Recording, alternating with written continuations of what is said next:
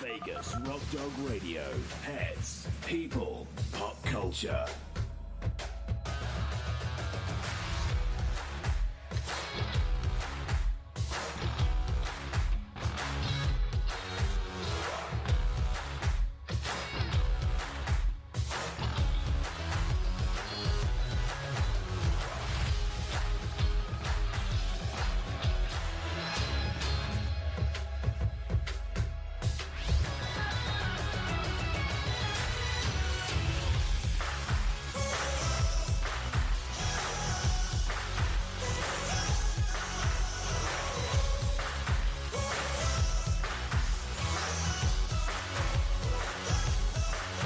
Let's bring on the host, Sam, the queen of rock and roll dogs. Hello everyone, I'm Sam, the queen of rock and roll dogs and host of Vegas Rock Dog Radio. On today's show, I'm talking about how to choose the right charitable donation and the animal victims of Hurricane Harvey. So stay right there.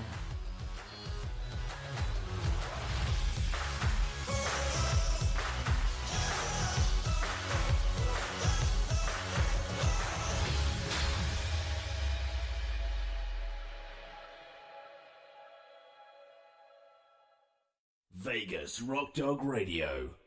Pets, people, pop culture. Good morning, everyone. It's Sam here, the host of Vegas Rock Dog Radio, the rock and roll show all about pets, people, and pop culture. I've got Jim in studio with me today. Hello, Jim. Good morning. And I've got Miss Thornton and Mr. Twix and Galaxy looking down to make sure we always do a good job on the show every single week. We're back to another show, Jim. We are. It's a wonderful thing. It's been quite the week, though, I have to say. It's been a busy week, and it's been, I would say, the biggest news story all week has been the Hurricane Harvey, wouldn't you say? Unbelievable. Unbelievable. Yeah, just, you can't get away from it.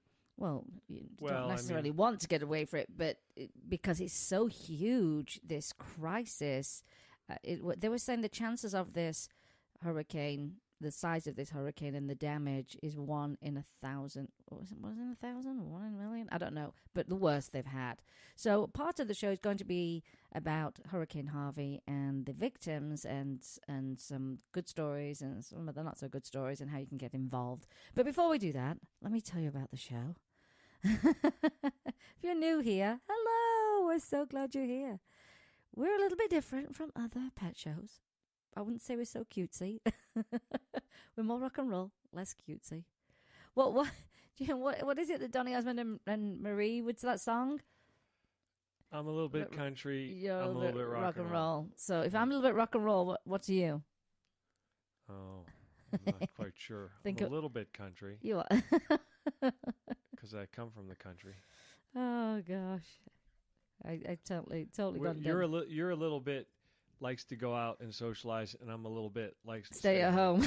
There you go. That's it. That's exactly. You're a little bit socialized. I'm a little bit hermit.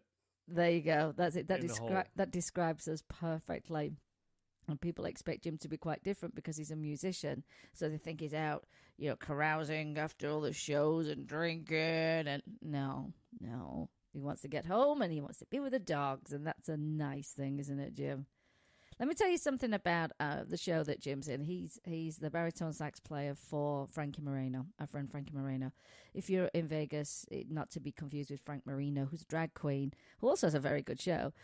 Frankie, super talented, beyond, can play so many instruments, songwriter, composer, fantastic, just fantastic. Show's great. I'm not just saying that because Frankie's our friend and Jim's in the show. It truly is a great show. But let me tell you something. He loves animals. And his dog, Stanzi, she gets to come to the show every night. And she has it's almost like a little throne, isn't it, Jim, in the dressing room? Oh, yeah, there's her own ottoman.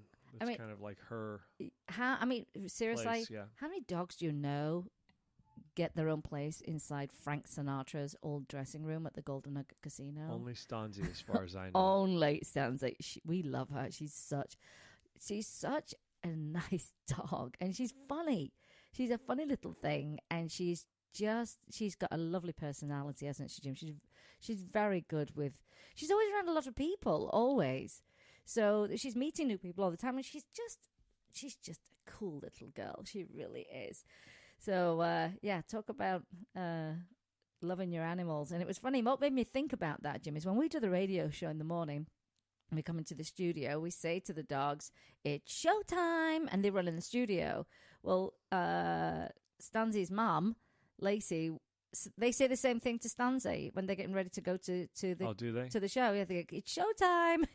she comes along, so she's become quite the star. In fact, she could teach ours a little lesson in socializing. She absolutely could, and I have a feeling that if Mr. Twix met Stanzi, he would want to be her boyfriend, because when I came home the other night, I mean, yeah, we all know our dogs go crazy when we've been with other people's pets, but no, this time it was different. I felt like I was catnip to a cat. That's what I felt like. And he went nuts, and he would not leave me alone because he could smell Stanzi on me. No, he went a little bit crazy yesterday. I was over at Pam's house, and she's got 4 dogs. But let me tell you something. He went crazy over Stanzi. If you want to follow her, and she's she's a pretty girl. She's black and white. She's a black and white bulldog. It's Stanzi the bulldog, Stanzie.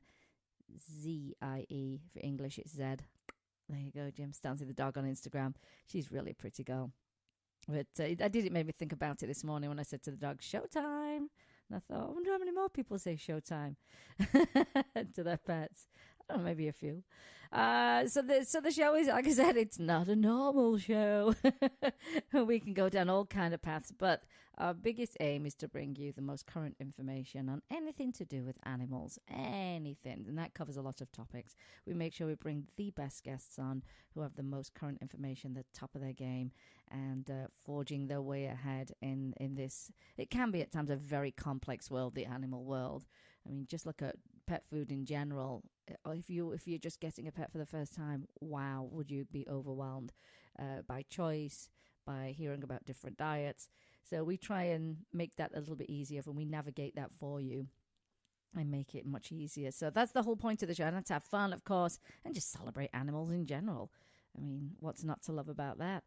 Before we get started, though, let me tell you our main website is VegasRockDogRadio.com. You'll find us on Periscope once in a while. Facebook, of course, Twitter, Pinterest, Tumblr, Instagram.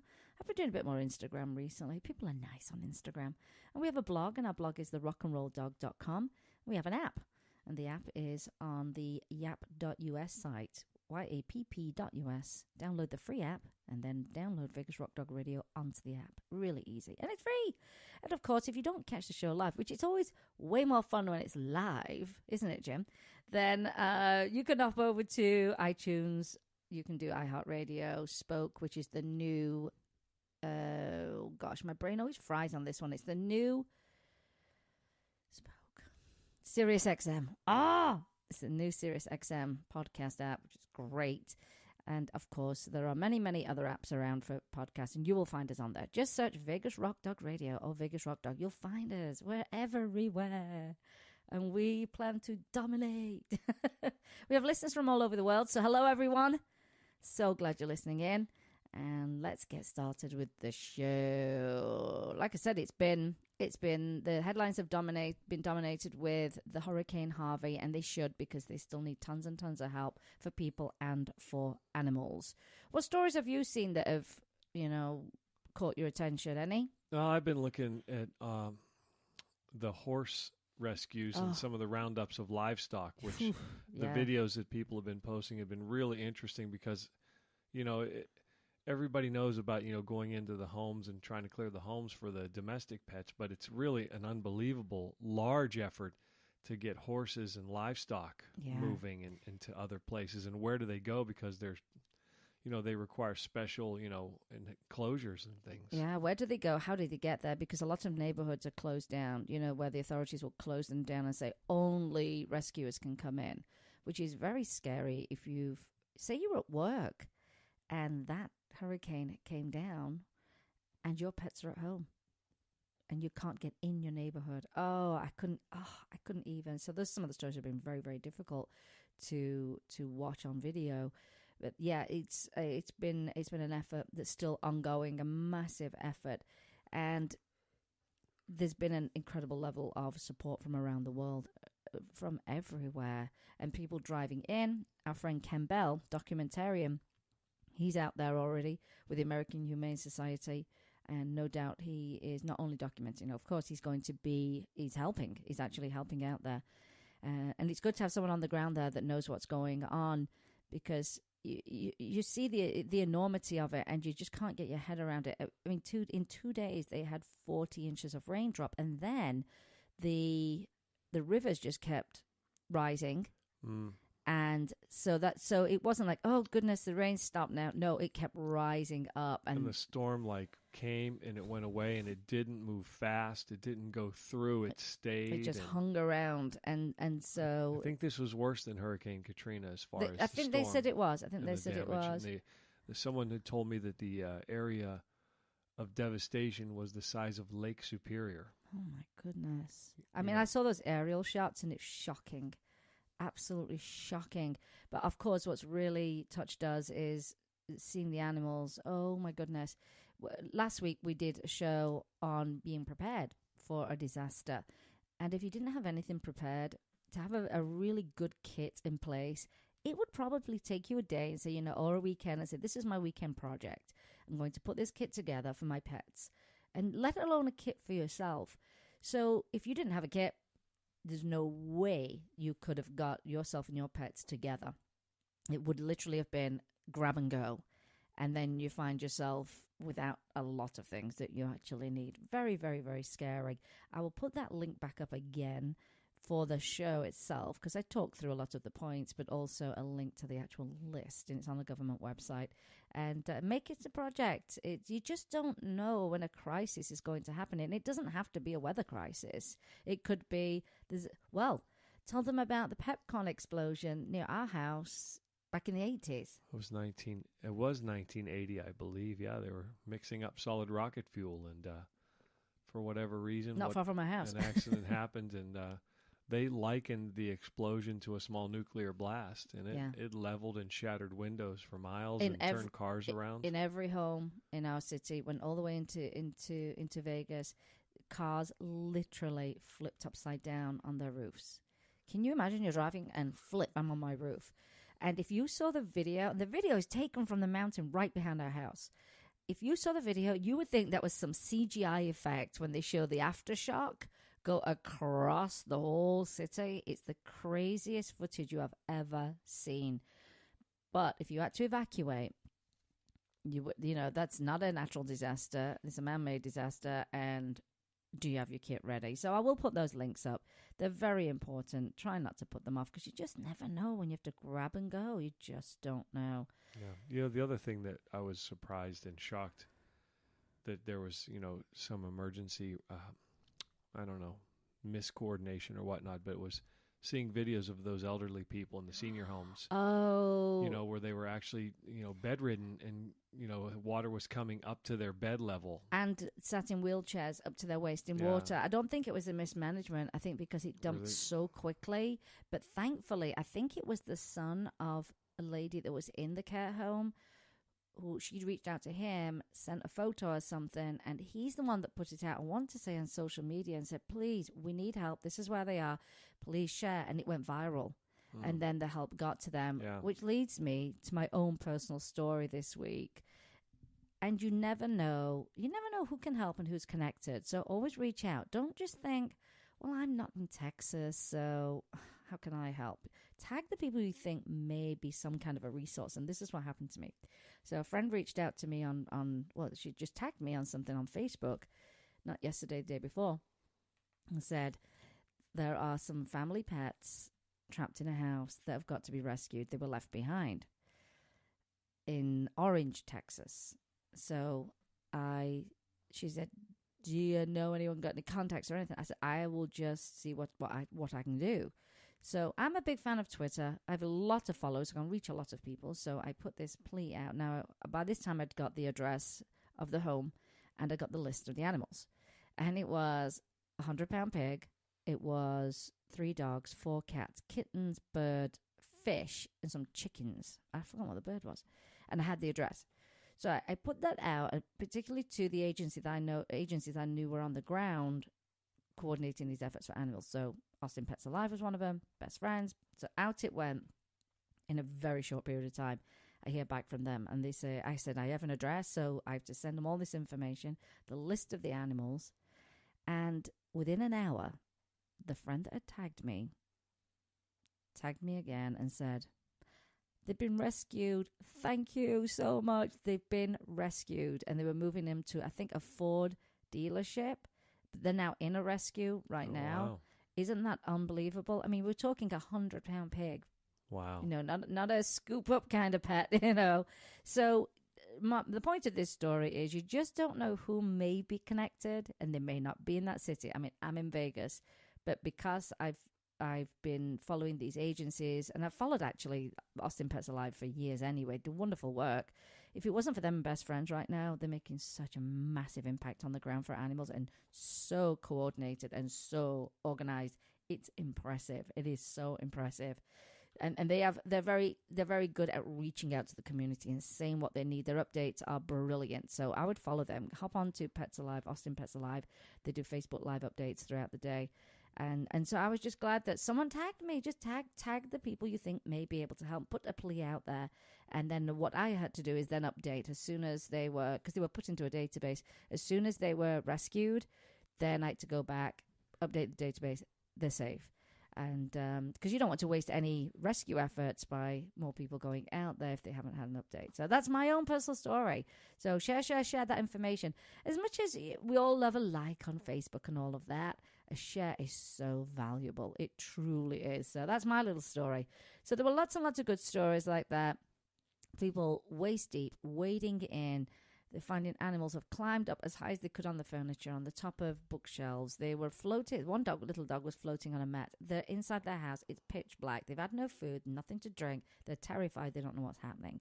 And these incredible people that have been wading through all that grossness to get in there, who knows whether it's toxic? You don't even know what they're swimming through to save all these animals. Brilliant stories. Very heroic, although I know most people would never take that title for themselves ever. They never do. They just really care about people and their animals.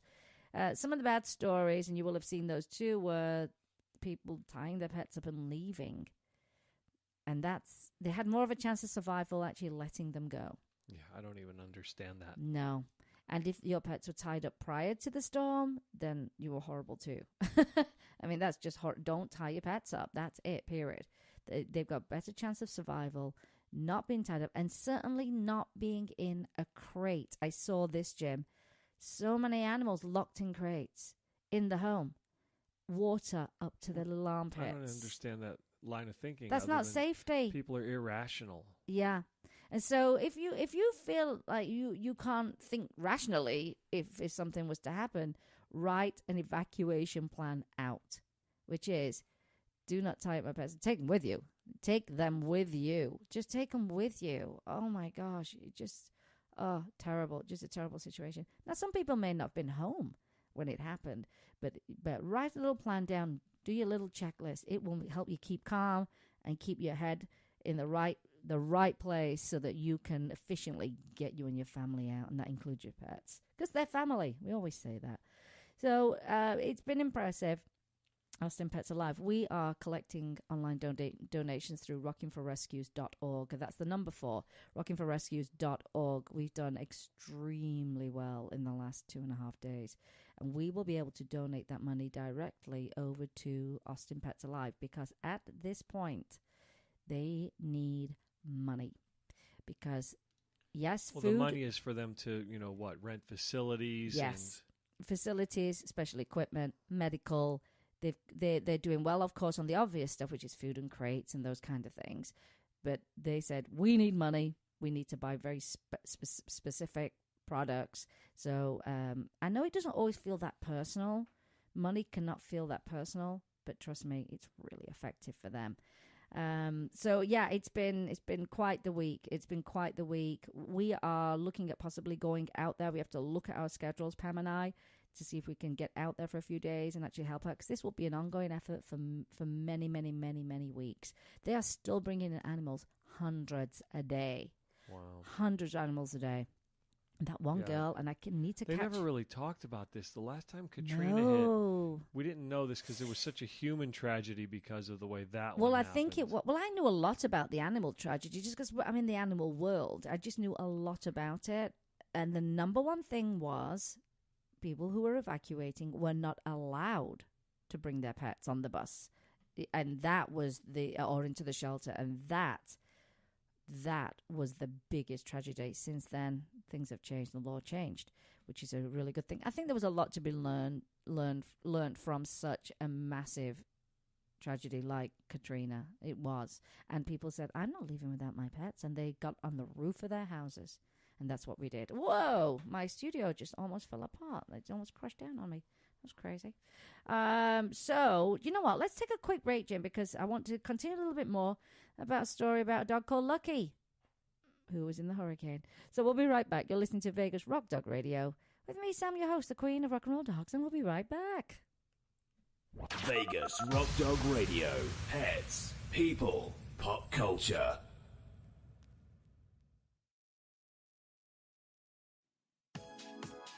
At Carl's Jr., not only do we make you happy with our delicious charbroil burgers, we also make your dogs happy. Come through our drive-thru with your furry friends and we'll offer them a treat. We love to see their smiling faces. Our website, carlsjroflasvegas.com, has a treat in store for its customers too, with free coupons anytime, so visit us often. Carl's Jr. is a proud and active supporter of animal adoption in our community. You can find us at carlsjroflasvegas.com.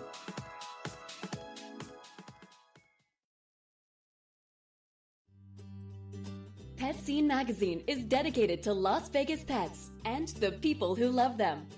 It's a source of news and information for pet lovers, as well as offering valuable coupons and specials on pet products and services. Find them online at www.lvpetscene.com or look for them on Facebook. Vegas Rock Dog Radio. Pets, people, pop culture. Hello, we're back, everyone. You're listening to Sam. That's me. I was talking like I was in the third person there. That was weird. I'm your host of Vegas Rock Dog Radio. You're all right. Yeah.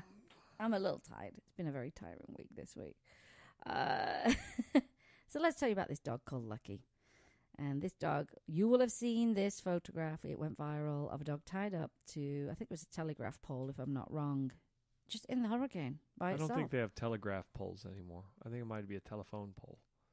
I don't know if people send telegrams. We call it a telegraph pole in England. It's okay. It's do they still do telegraphs in England? Yeah. They probably do still do Morse code and all of that. Where? Wouldn't they use that in the military? I don't think so. They do. They have encryption now. They have digital things. They don't do that. Maybe it's a backup. Anyway, tied up to a pole with waters above her paws and a leash tethering her to a pole. The dog looked on the verge of becoming a victim of the hurricane. Oh, it was the saddest thing. I hate the fact that they call the dog a mongrel. It's just a dog. It's a dog that was soaked to the skin and apparently abandoned in an area where every single human had fled before the storm. They were gone. And so there was a photographer, Ruarid Canellan, and he rushed across the floodwater. Thankfully, at that point, was not dangerous, and untied the dog, who wagged its tail and bounded off to safer ground. Why? Why don't you just pick the dog up? Just pick the dog up. Anyway, her name now is Lucky. Yeah, although she still needs a bit more luck to come her way. Lucky was left tied up by her owners on the land where they lived in a trailer just outside of Victoria, and they seem to have fled, as did all their neighbours. Now, they said she was just terrified, and she was spotted by the Daily Mail photographer. And of course, we've already said this was a record-breaking flood, and it just rose so quickly. And they said whether by accident or design, they left her tied to a post on a leash, where our photographer and reporter found her on Saturday afternoon. So it was a week ago. She was happy to be free and led Daily Mail to her friends. So she had another friend, which is a dog and a pit bull, and another dog, a pit bull crossbreed. They were all just hanging out. This is the strangest reporting ever. Another dog, a pit bull crossbreed. How about 2 dogs, 2 cats, and a small pony? So were they were all abandoned, but they were all hanging in the same area? Yeah, but for some reason she was tied up. How strange is that? Anyway, they've called in, of course, Connellan, the dog's hero. And when he went back 24 hours after saving her, she ran up to him and wanted to play. So when he visited the property the next day, she was all happy, wagging her tail, and he'd brought her some food and some fresh water. The other dog, the pit bull was tied up too, but on a longer leash and on dry land, suggesting that Lucky being tied up in a more dangerous spot may have well been an accident of panicked people fleeing from danger. But they didn't take any animals. Odd. You never know the full story, though, do you? Until you get both sides. Or they say 3 sides. There's 3 sides to a story. This side, that side, and then the truth. So it'd be interesting to know exactly what happened. But they were all left behind. And so she's obviously looking a lot better. And he really worried about her that night. You see, I would have taken them all. You know me, Jim, would have loaded them all up, including the little pony. We'd have taken that with us too. But he was really happy to see her, and she was happy once he gave her some food, put her in the car, and some fresh water. But he did say her and the other animals were very, very scared. Of course they were. They don't know what happened. The humans left. This horrific weather happened, and then they're by themselves, and they've not eaten, and they've not had a drink. They're pets. Pets don't take care of themselves. Nope. They depend on us. That's why they're called pets. That's right. People don't get that. So what they did was they called the local animal control agency to report that they'd been abandoned, and they are now safe. And they, now they're trying to find who they belong to. And he said, that's what you should do is call if you see these animals that are abandoned and left, so that they can get into a database with the address of the house and can actually get some help to them. But it's just been a massive disaster. But that is one of the good stories. I am sure, I'm going to say this, if they don't find who the dogs belong to, I can guarantee that little Lucky's going to go off with that reporter. But he did say, I'm very disappointed in people who abandon their animals. I feel good about what I did. There is no doubt in my mind if I didn't unleash Lucky from the tree, she would have drowned. She would have. 40 inches of rain? Absolutely she would have. Oh, gosh. There's been so many stories like that. So many. So we're glad that we can do what we can in this end. From Vegas, there's a gentleman up from Mountain's Edge. Rented a truck, and then our friends at Barking Dogs just started taking supplies, and he loaded up, and off he went. And this morning, I think, is the last trip out there with supplies. And so that's good that people have just helped from all over the place. And I think it's wonderful that people care that much. Now, I did see something online this morning that bothered me. Well, it was yesterday that really bothered me. And it came from the rescue community here in Vegas, and I didn't like it one little bit. And that was saying, enough already with people donating outside of the state or the city to Texas when we've got animals here that need help. In my mind, I don't care where the animals are. I don't care where the humans are in the world. If they need help and there's a crisis, that's what we do. We spring into action and we help in any which way that we can. It does not mean we are no longer helping animals in our own cities. I think it's a very short-sighted, highly critical thing to say to people who care and who are helping. And it really bothered me, particularly coming from a rescued community. So I think what they were implying was, donate locally only. Now, if we made that a law, for example, yeah, and we've got our charity, do you even know the level of support we get from outside of Las Vegas?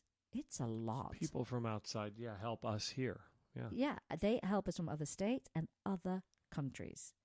If that would go away, and then that would impact our animals here in town. So it's a very strange, bizarre, not well thought through, in my mind, a mean thing to say when people are being very kind and a slap in the face of people who are charitable. It really bothered me. But I'm glad I have a radio show to talk about it. I don't need to get into it online with anybody. I mean, I much prefer a face-to-face conversation anyway, because I think they're the opportunities you get to explain your point and get people to think differently about things. And they definitely need to think differently about helping animals. And here's the thing. They're a priority right now. Absolutely. They're running on the motorways. They're injured. They've been hit by a car. They're almost drowned. They're starving. Sorry, they're a priority right now. Our animals here in rescues are safe. They are safe. They are not in that situation soaked to the skin and terrified and wondering where their people are. Sometimes. How can people see bad out of good is just bizarre to me. And it's funny, a friend of mine this morning, she posted a thing, and it's very much on those lines of, what's this negativity when so many people are so kind and helping? And she said, thoughts become words, and words become actions, and your actions become destiny. And I said, yeah, and if it's a negative one, I said, you end up in turn becoming a very wretched person. So be very mindful what you say, particularly when people are being very generous and very, very kind. Anyway, we are going to be able to make a very sizable donation from Rockin' for Rescues to Austin Pets Alive at some point today. And it's going to make a difference. And I'm really excited. I want to say thank you to everyone who donated, not just within Vegas, but outside of Vegas. It makes such a difference. And I'm so thrilled that they'll get that cash that they need. Because, wow, it's a big problem. It's a big problem. It's going to be going on for a long, long time. Now, one of the things I did want to talk about, it's only very briefly, though, was I watched a video this morning about donations. Lots of people don't know where to donate. If it's not in your city, you may not be familiar with the key organizations who are doing the work and are legitimate. And, of course, a ton of scammers have popped up online, tons of them. People posing as victims and saying, oh my gosh, I need money to be able to board my pets. And how do you know when you're not given to a scammer?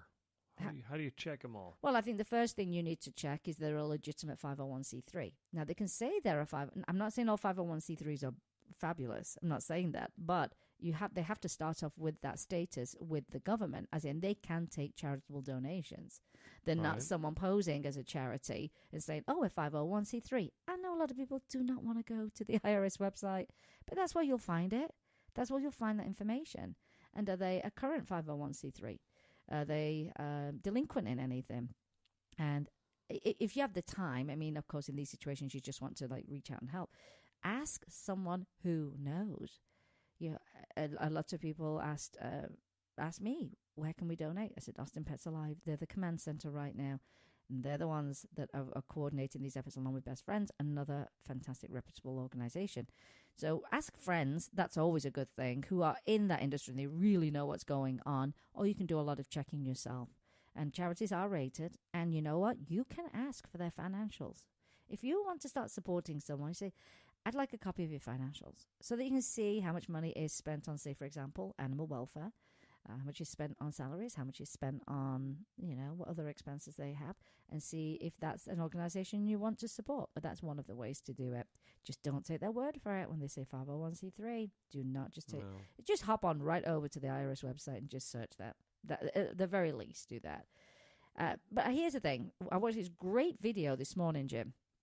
And this video was about your donations and the impact that they make, be it good or bad, despite your intentions always being good when you donate. Yeah? Well, that's why you kind of, I don't know, we kind of like to know the people we're involved with, so we kind of know what the company's about or what they do. Well, that's why your foundation, personal connection. That's why your foundation needs to start is, are they legitimate? And there are easy ways to find that out, quite easy. And of course, word of mouth and people that volunteer for them or work for them, really, really important to ask. But here's my thing is about particular types of donations. Do I send clothing? Do I send toys? Do I send money? What do I send? Because depending on what you send and what kind of crisis this is, depends on whether your donation is going to make an impact. So I watched this video this morning. It's fantastic. So this was an example that they gave. It was some kind of crisis in one of the African countries, and people wanted to send water, and they raised a lot of money to get bottled water. And I think I'm quoting this properly. I was going to go back and fact check this, just from the video for my own peace of mind that I actually wrote the right number down. But basically, they said people wanted to raise money to get water out to this African country where this crisis had happened, bottled water because they needed water. What they did not calculate was the cost to ship it, the cost to buy it once the donations came in, the cost to ship it, would it expire, the transportation cost, and the storage of it. What were they going to do when all this water showed up? And did they have people to transport it? And would it last? And could they keep it cool? And so I want to say off the top of my head, maybe I'll check on the break if I get a chance. They gave this example, 100,000 gallons of bottled water. The shipping was something like $30,000 to send it out. An insane amount of money to fly it out there because you can't mail that stuff, as opposed to the sanitization. Like the portable? Yes. To sanitize like campers use? Yeah, to clean the water in order for them to have drinking water was $300. So what would have been the better donation? It would have been those units, those units that can sanitize the water. Look how much more impact they would have made. That's like the old basic sentence. Remember how they would say, give a man a fish, feed him for a day? Yes, Teach a man to fish. Yeah, and that's something they could then keep, and it would be an ongoing benefit. This lady mentioned people want to send clothes out. They want to send something personal, because if you like, money's not personal. But money's king, I'm telling you now. But she was saying there was, I think it was the Haiti earthquake. People sent out clothes, but they sent out prom dresses, wigs, odd shoes, Halloween costumes, fur coats when it wasn't even, I think it was Haiti, it was warm at the time, winter coats. Well, yeah, that's because people are just freaks and weird. Remember one of our friends in rescue here in town did a shoe drive, and people were actually putting one shoe. Odd shoes. It's like, come on, this isn't your garbage. No, that's the thing. Get rid of day. Yeah, it's not, I'll feel better because I get rid of my garbage. No, it has to be of use. And the best way to do that is just ask. Reach out. We reached out to Austin Pets Alive yesterday and said, do you prefer a check or do you prefer us to transfer that money? Because then, are there any fees associated to it where they take money away from them? And they just said, either way is good with us. We'll take it. So why cash is so good, and for very good reasons, is they can buy the right stuff that they need, which we already talked about earlier. It's beyond pet food and crates. It's paying for a storage place. It's paying for somewhere to set up a shelter. It's those kind of things. It's to pay for gas, to get the volunteers to drive around. It's to rent pay vehicles. The truck driver that delivered supplies. Exactly. Yeah. And it also, you'll get the right quantities of what you need. They can be more efficient with their storage, and it will stimulate the local economy because they have to buy local. So that's where you need to just stop and think and go, I'll reach out. What is it exactly you need? And this is what I liked about Austin Pets Alive. They do 2 or 3 updates a day on Facebook Live. Last night it was, we need cash. We're doing really good on crates and water and this, and this. But this is what we need. We need volunteers, we need fosters, and we need transporters, and we need money. And there you go. So think about how you donate. Will it make an impact? Because here's the problem. When they had I think it was the tsunami, and people sent clothes upon clothes, and if you'd have seen how much it was, and it was all placed on the beach, it was an impossibility to try and even sort through any of that mess and the shoes. And they ended up setting it on fire. So now you've got another kind of like a mini disaster on your hands, which was this big giant fire roaring on the beach, burning garbage, burning clothes and boxes and things that people didn't need. When there was, I think it was Sandy Hook, when all those children were murdered, they said they had something like 57,000 toys and teddy bears that were sent to them. And I know it's the first thing you would think, it's kids, oh my gosh, I'll send them a doll or a teddy bear, make them feel better.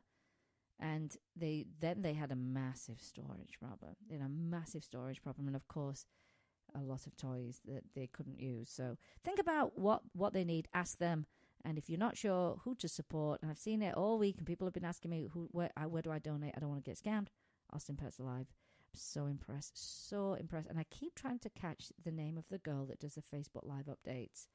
How she's still standing and working is unbelievable to me. I think I've seen some of her videos. Yeah, very young girl, and I'd really like to get her on the show when, of course, at some point she may get a minute to herself, because I would love to get an on-the-ground idea of what's happening. And their needs were changing from day to day. They were changing from day to day, so that's why I like the updates so much. But they are, I say, angels on earth, although they would never take that title in a million years. They just, I liked about her, she said, they weren't just saving animals, putting them in crates and feeding them. She said, we are doing everything we can for these animals when they come in, and they're getting hugs and, kisses, and we're feeding them treats and a little toy, and just doing everything possible. These people are amazing people, absolutely amazing people. Jim, let's say one more quick break. So when we come back, I want to talk briefly about animal auctions and also a couple of other fun things as well. So stay right there. We're going to talk a little bit more. You're listening to Vegas Rock Dog Radio with me, Sam, your host, the Queen of Rock and Roll Dogs. Vegas Rock Dog Radio. Pets, people, pop culture. Welcome to Barking Dog Self-Washing Grooming, your one-stop shop for all your pet's needs. We offer premium natural pet foods, full-service grooming, and an on-site bakery and boutique. You can choose to self-wash your dog or schedule a luxury pampering with our professional groomers. Visit our Cool Cat section offering feline food, toys, bedding, and litter, while the adventurous dog department has everything you need for your outdoor activities. And don't forget Cody's Healing Garden, featuring flower, aromatherapy, and herbal remedies for pets. Find us at www.barkingdogslv.com, and we look forward to seeing you in our neighborhood.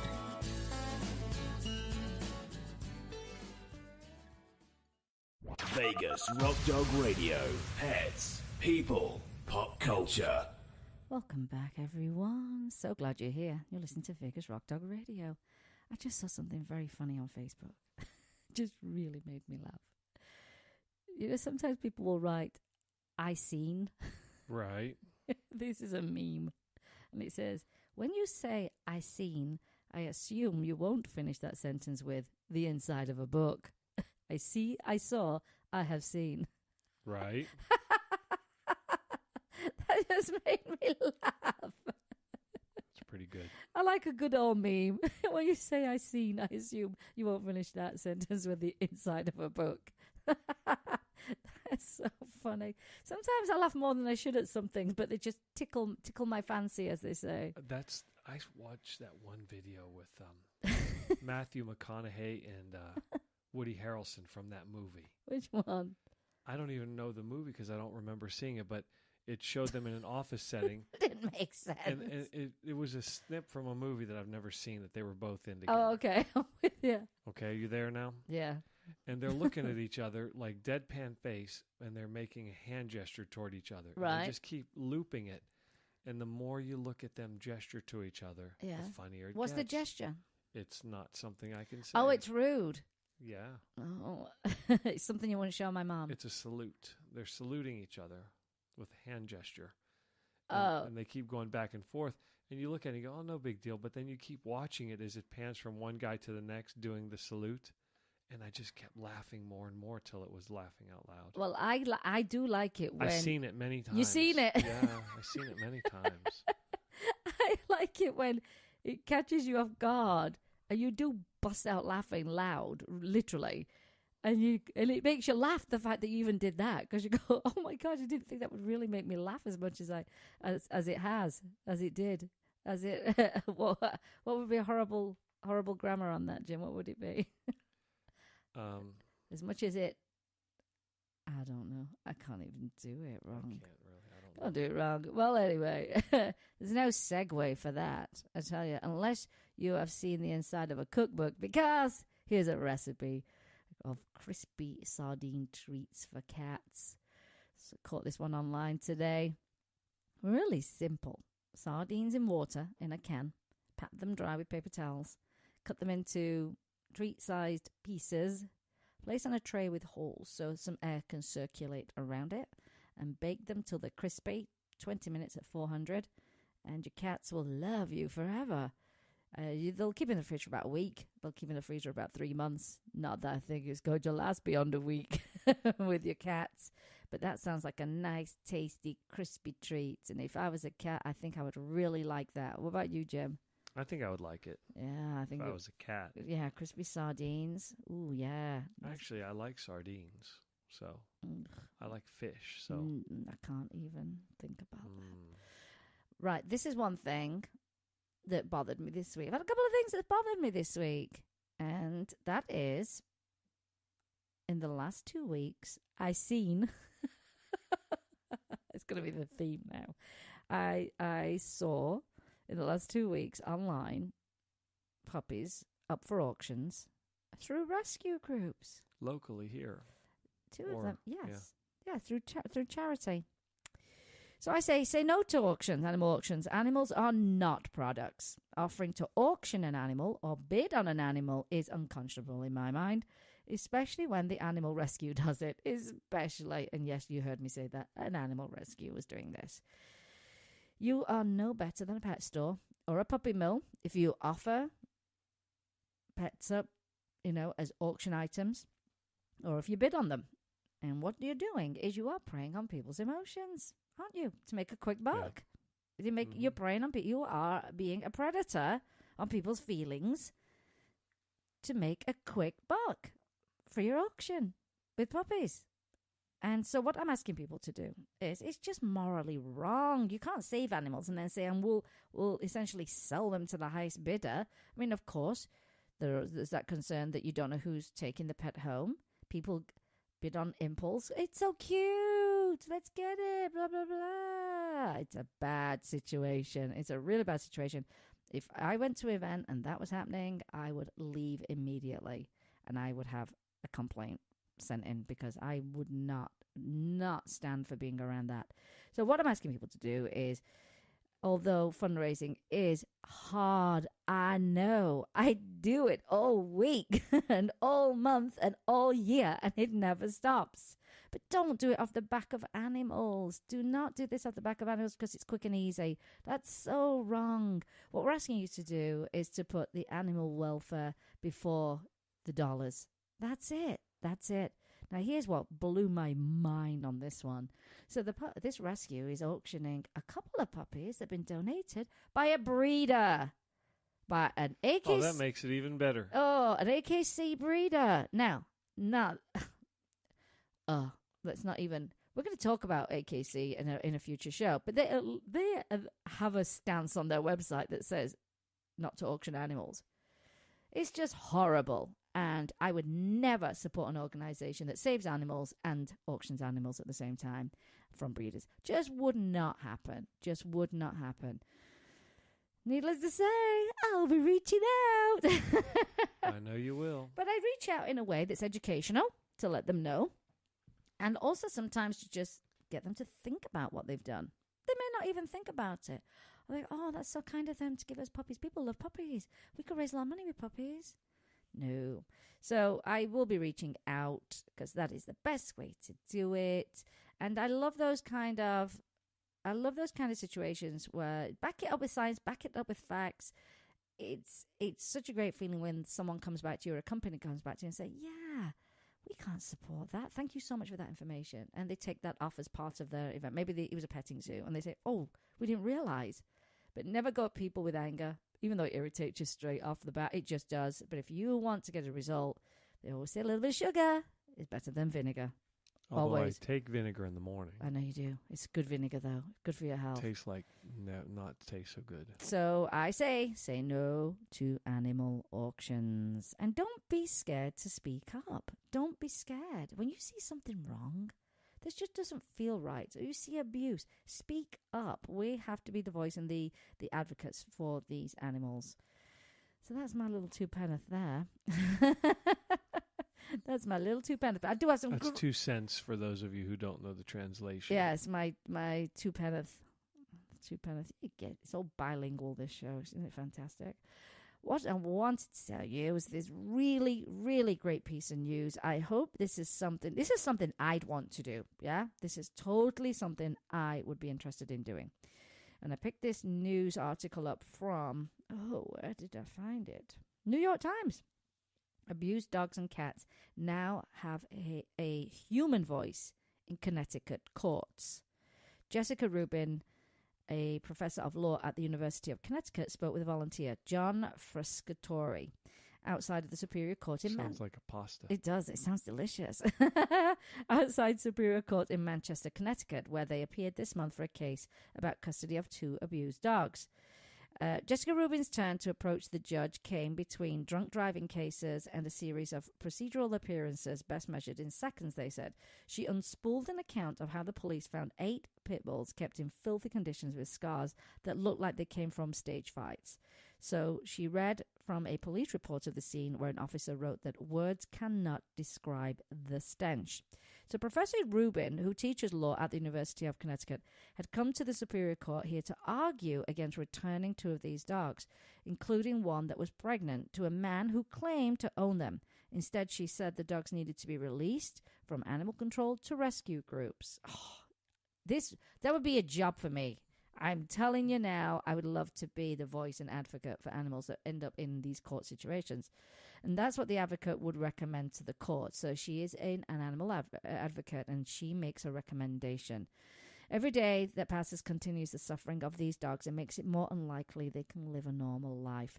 Last year, Connecticut enacted a law, according to legal experts, made it the first state to allow judges to appoint lawyers and law students as advocates for dogs and cats in cases of cruelty, abuse, and neglect. The case in Manchester was one of several that Professor Rubin and her students had been assigned to, bringing them to court regularly. I just love this. Almost always flanked by unofficial advocates from Desmond's Army, is what they call them, the assembly of activists named for the dog whose death in 2012 inspired this law. A rising movement in the criminal justice system has placed an emphasis on giving more of a voice to and adding support for crime victims. Because they are victims. They are victims of domestic abuse. They're victims of, full-on animal abuse, which is just directed solely on them. They're in some awful situations, and across the country, judges routinely appoint advocates in cases involving children and the infirm, which they do, don't they? So they need a voice. I just think this is a great law. The Connecticut law that includes animals, which took effect almost a year ago, is being watched closely by lawmakers, legal scholars, and animal activists, some of them with an eye towards adopting similar measures in other states. Now, Christine Kernan, she's the co-founder of the animal advocacy group Desmond's Army. She was looking at photos of rescued animals in the Meridian Humane Society in Meriden, Connecticut, and the group helps to find advocates for animals in need of legal representation. Wow. She said it's groundbreaking. Of course it is. And a staff lawyer at the Animal Legal Defense Fund, and I love them. And this is David Rosengard, and you know we've had Stephen Wells on the show before. Amazing organization, and they support the legislation, and I knew they would. As I was reading this, I'm like, I bet you they're on board with this straight away. And it's to get justice, and a third voice is needed in that room. The advocates view their role as reinforcing prosecutors who are overburdened with cases, or may consider crimes against animals to be less of a priority, and we've seen that time and time again. Sometimes, like in Manchester, the advocates argue in court, but much of an advocate's attention is directed at investigative efforts, like reviewing police and medical records and interviewing animal control officers and veterinarians to bolster this case.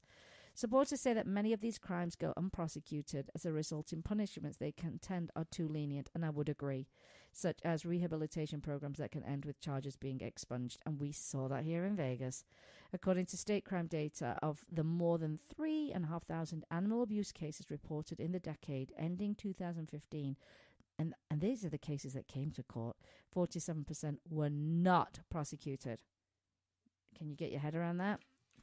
No. Another 33% were dismissed, and 18% ended in guilty verdicts. Yeah. 18! We had that not good enough. fire lady.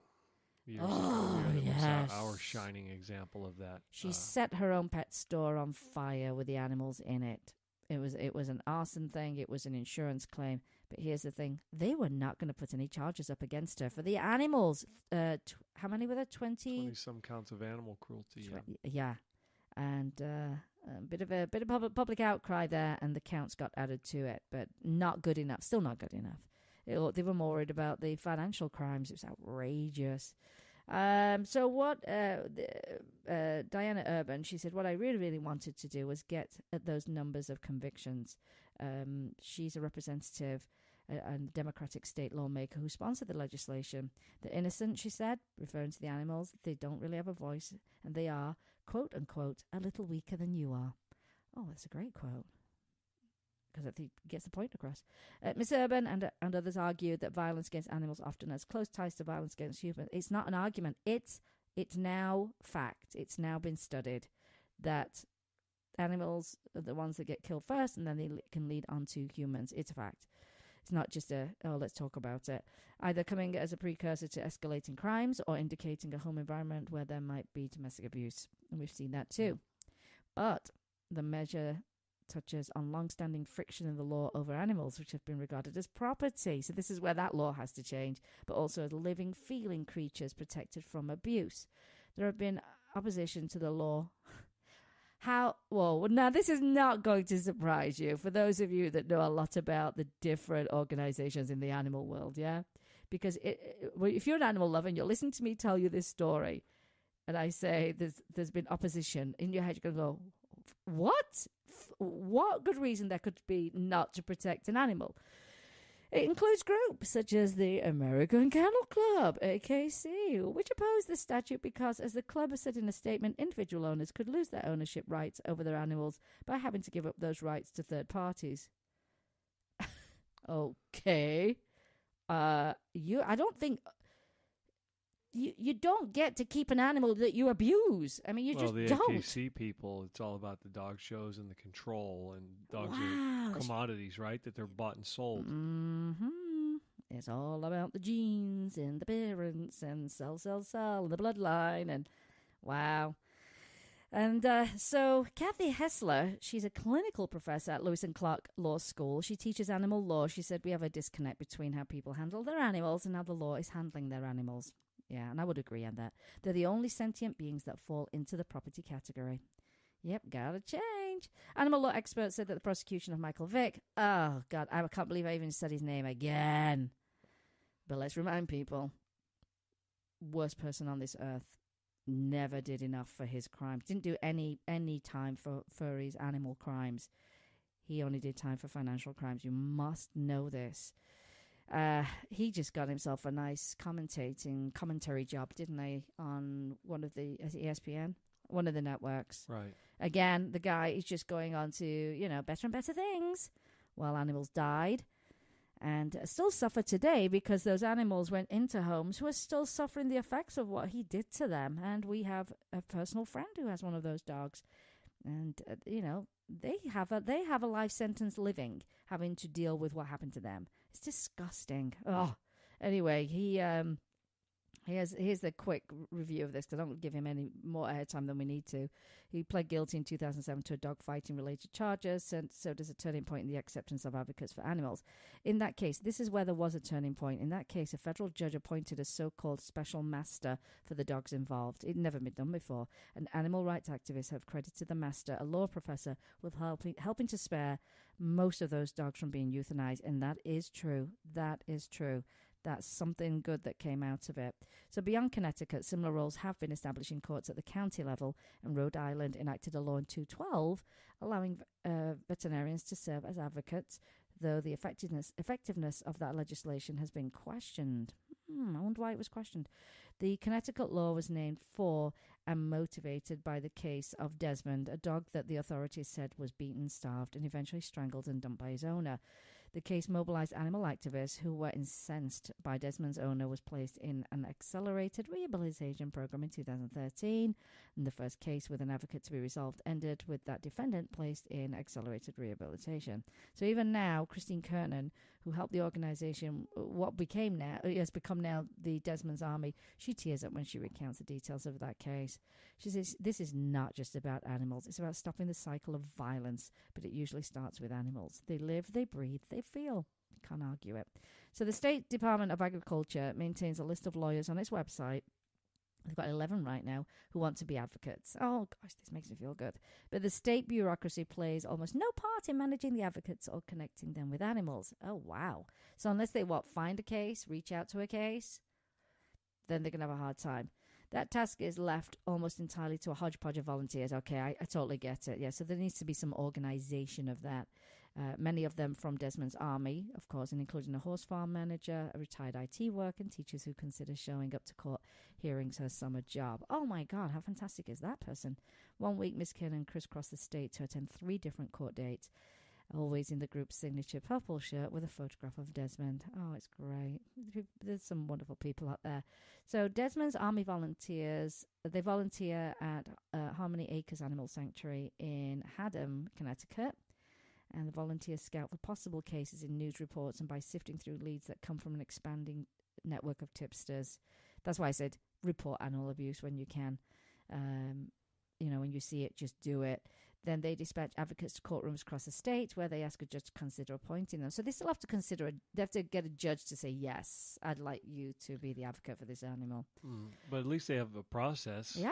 A path. And it'll improve. When people are passionate, it does improve. It can be very, very clunky in the beginning, but they do improve over time with people, their passion, and they want to make that difference.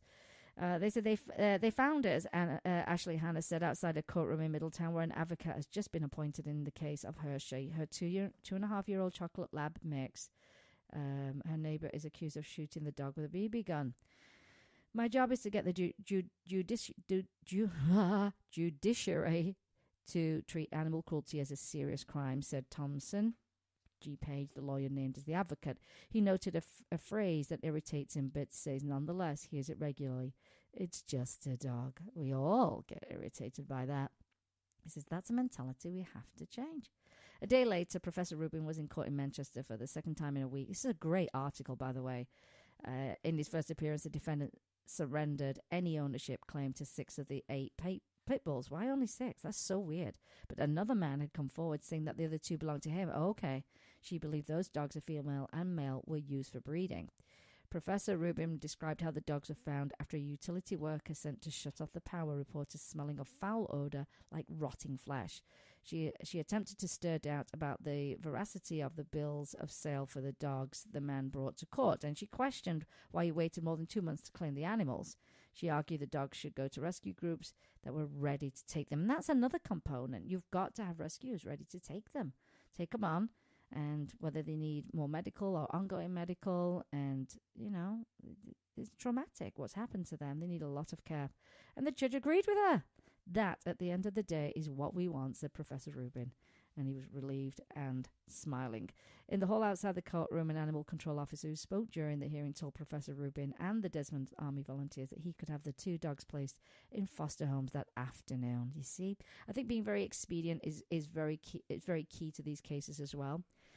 You've got to think, what's the next step? What's the next step? What's the next step? What's the next step? What's the end goal? And you got to keep these animals on the radar, because like some shelters, and if you don't bring awareness, they kind of disappear into the public shelter system too, those dogs. Oh, yes. Yes. And you don't want that to happen. And that's why I'm a huge fan of rescue groups. I'm a huge fan of them. They're small, they don't euthanize, and they really go all out to get them homes. And I love small rescues. I love them. Well, I love big rescues too, but I'm not a huge fan of, like you said, the public shelter system. I'm just not.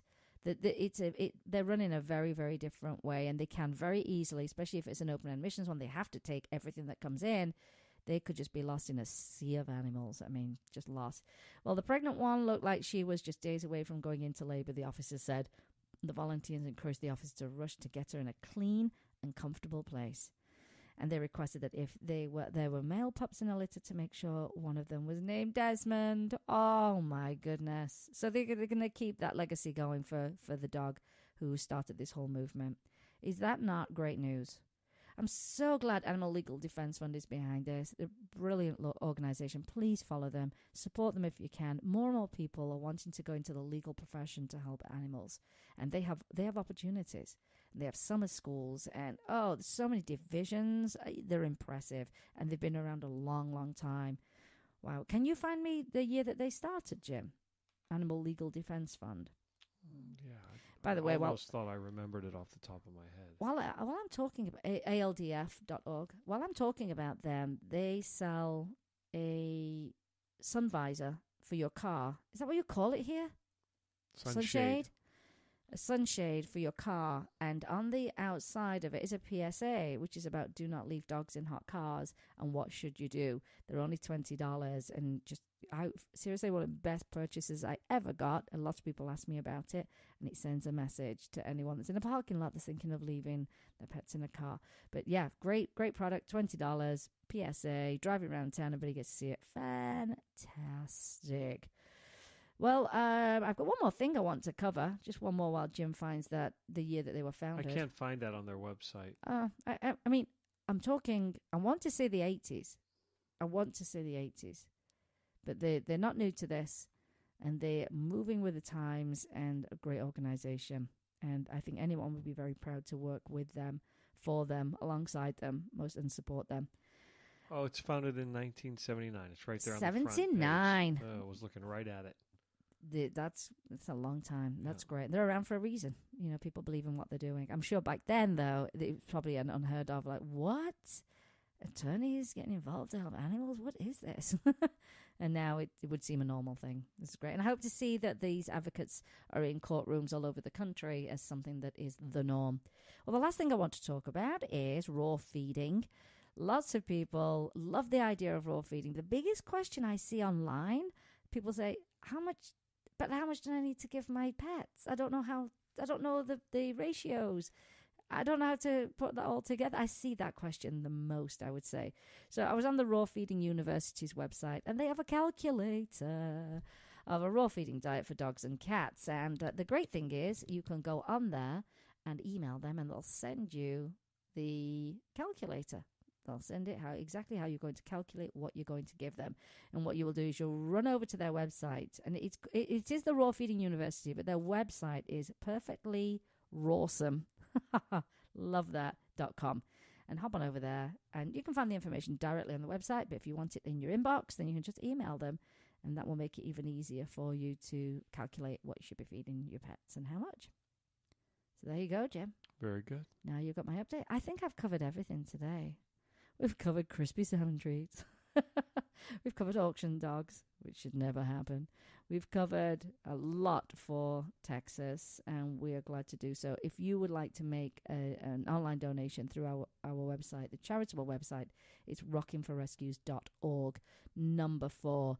And do know that money, everything that we bring in will be going to Austin Pets Alive so that they can continue this incredible work they're doing on the ground.